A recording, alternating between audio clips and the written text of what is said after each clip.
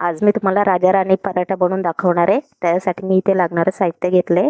1 पाव पनीर घेतलंय, किसून घेतलेलं आहे. बीट घेतलेले आहेत, ते पण किसून घेतलेलं आहे.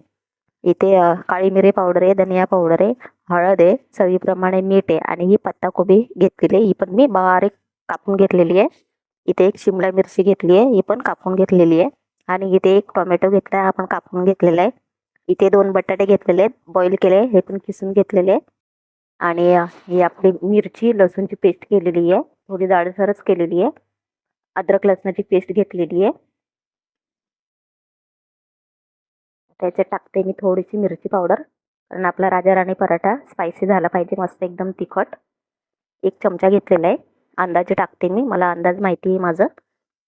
अद्रक लसणाची पेस्ट आणि ही जी घेतलेली मी ही चटणी एवढी नाही टाकणार आहे, कारण मिरच्या तिखट आहे खूप.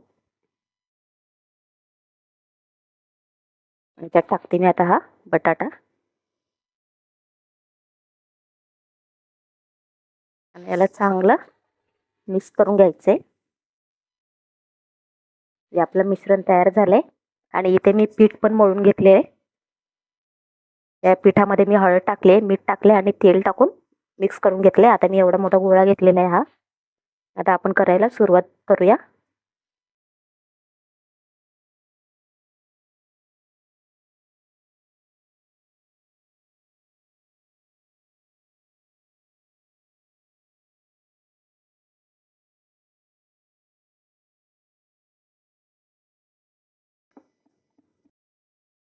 आता हे आपण असंच साईडला ठेवूया.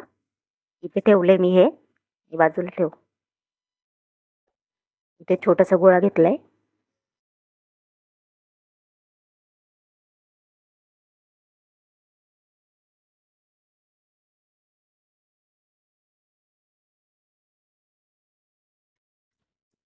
चपाती लाटून घ्यायची आहे.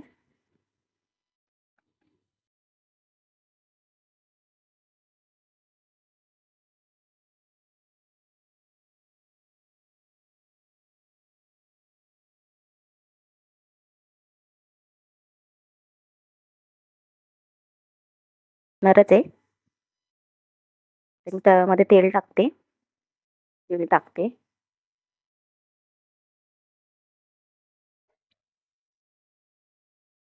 बटर टाकते.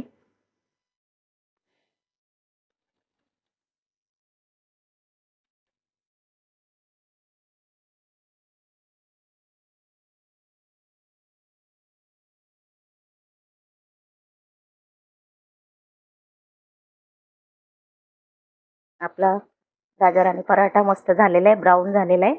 त्याला पलटी करते. इथून पण झालंय, पुन्हा पलटी करते. आता मी याला प्लेटमध्ये टाकते.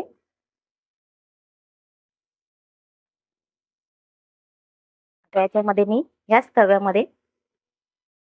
तव्यामध्ये मी तेल टाकणार आहे थोडंसं.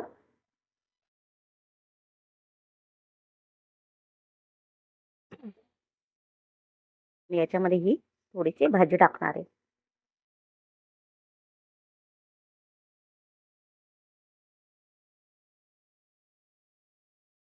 थोडंसं बटर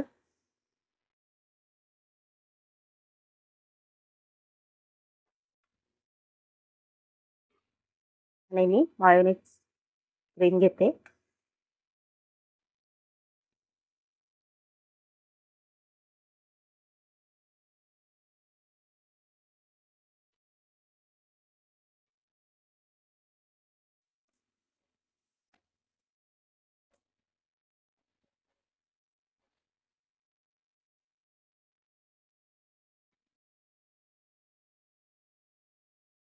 याच्यावरती पसरवणार आहे.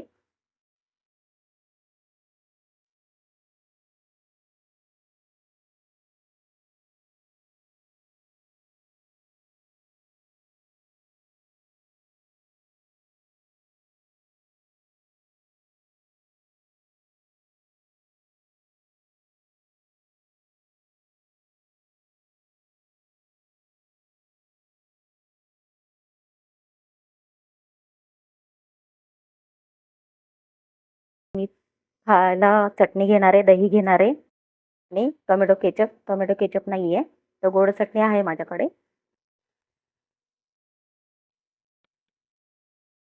चला गणपती बाप्पाला आपण भोग लावूया पहिला. राजा राणी पराठा तयार झालाय बघा, किती छान दिसतोय मस्त. याच्यासोबत मी दही घेतलेली आहे आणि चटणी घेतलेली आहे. खाऊन बघूया आपण कसा लागतो.